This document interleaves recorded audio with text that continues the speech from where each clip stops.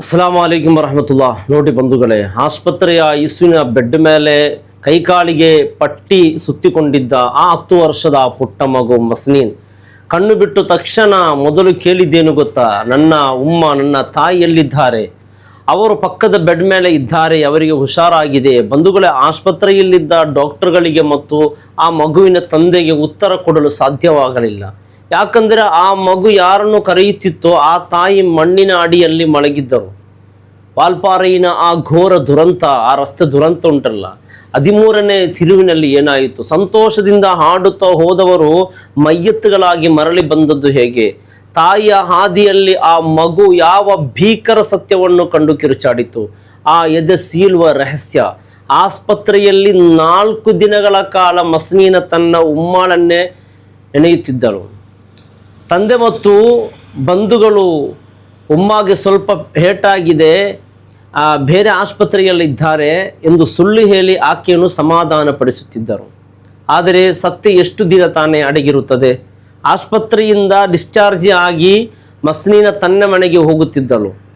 ಇನ್ನೇನು ತನ್ನ ಉಮ್ಮಾಳನ್ನು ನೋಡುತ್ತೇನೆ ಎಂಬ ಸಂಭ್ರಮ. ಆದರೆ ಮನೆಯ ಸಮೀಪಕ್ಕೆ ಬಂದಾಗ ಆ ಮಗುವಿನ ಕಣ್ಣಿಗೆ ಆ ಗೋಡೆ ಬಿತ್ತು. ಆ ಗೋಡೆಯ ಮೇಲೆ ತನ್ನ ಪ್ರೀತಿಯ ಉಮ್ಮಾಳ ಸುಂದರ ಫೋಟೋ ಇತ್ತು.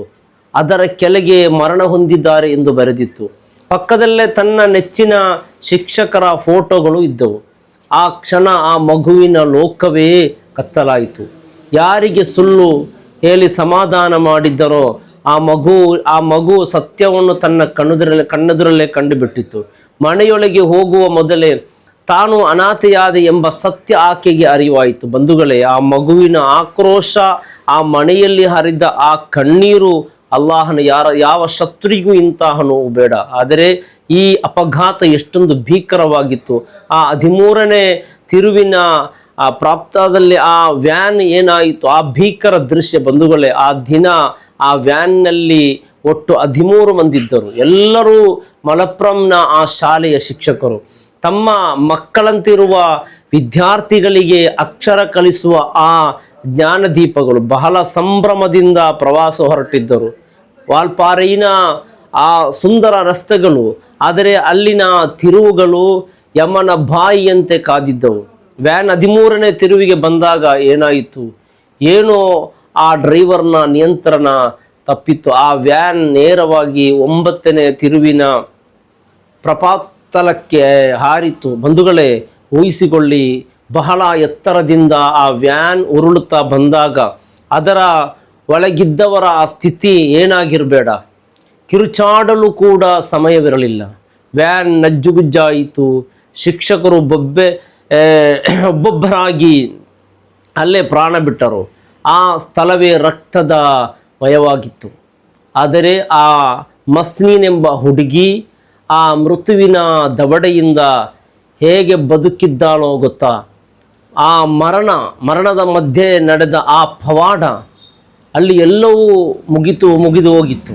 ವ್ಯಾನ್ ಸಂಪೂರ್ಣ ನಜ್ಜುಗುಜ್ಜಾಗಿತ್ತು. ಆದರೆ ಅದರ ಒಳಗಿದ್ದ 10 ಮಂದಿ ತಮ್ಮ ಪ್ರಾಣ ಪಕ್ಷಿ ಹಾರಿ ಹೋದದ್ದನ್ನೇ ಅರಿಯಲಿಲ್ಲ. ಆದರೆ ಆ ರಕ್ತದ ಮಡುವಿನ ನಡುವೆ ಒಂದು ಪುಟ್ಟ ಮಗುವಿನ ಅಳು ಕೇಳಿಸಿತ್ತು. ಅದೃಷ್ಟವಶಾತ್ ಆ ದಾರಿಯಲ್ಲಿ ಹೋಗುತ್ತಿದ್ದ ಒಬ್ಬ ಟ್ಯಾಕ್ಸಿ ಡ್ರೈವರ್ ಈ ಅಪಘಾತವನ್ನು ಕಂಡರು. ಅವರು ಪ್ರಾಣದ ಹಂಗು ತೊರೆದು ಬಿದ್ದಿದ್ದ ವ್ಯಾನ್ನ ಹತ್ತಿರ ಓಡಿ ಬಂದರು. ಅಲ್ಲಾಹನ ಆಟ ನೋಡಿ ಬಂಧುಗಳೇ, ಎಲ್ಲರೂ ಪ್ರಾಣ ಕಳೆದುಕೊಂಡಿದ್ದರು. ಆ 10 ವರ್ಷದ ಮಸ್ನೀನ ಮಾತ್ರ ಒಂದು ಸಣ್ಣ ಕಿಂಡಿಯಂತೆ ಜಾಗದಲ್ಲಿ ಸಿಲುಕಿಕೊಂಡು ಬದುಕುಳಿದಳು.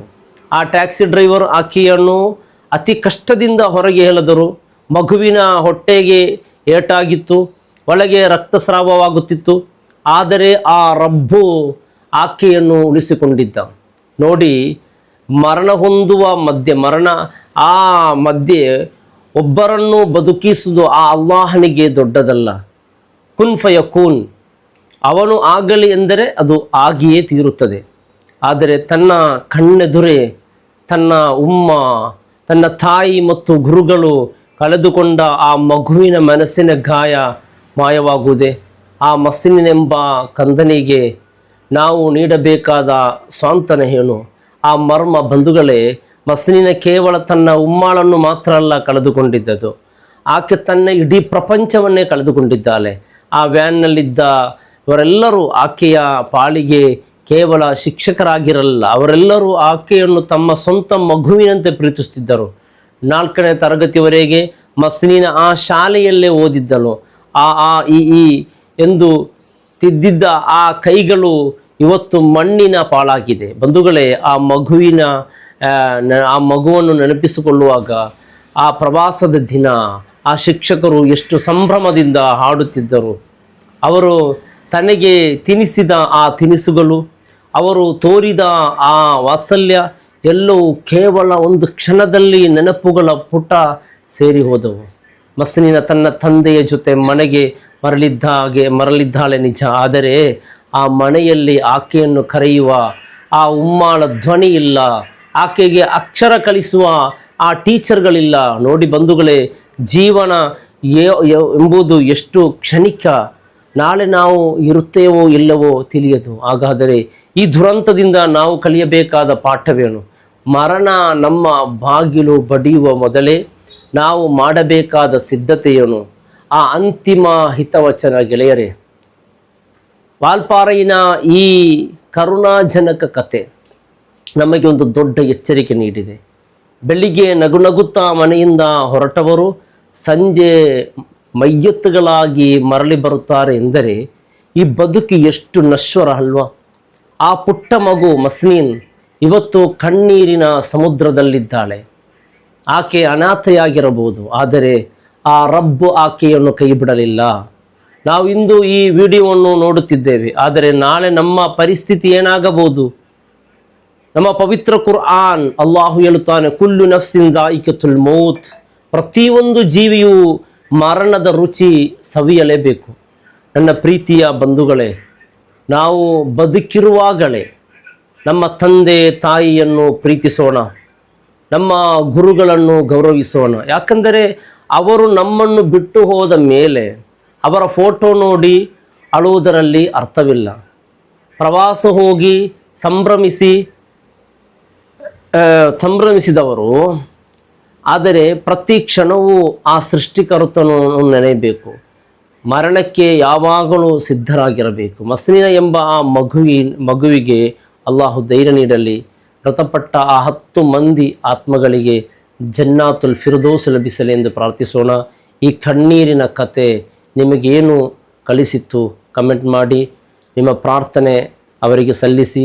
ಸತ್ಯದ ಹಾದಿಯಲ್ಲಿ ನಿಮ್ಮೊಂದಿಗೆ ನಾನು ನಿಮ್ಮ ಅಬು ರಾಜಿ ಸವಣೂರ್. ಅಸ್ಸಲಾಮು ಅಲೈಕುಂ ವರಹಮತುಲ್ಲಾಹಿ ವಬರಕಾತು.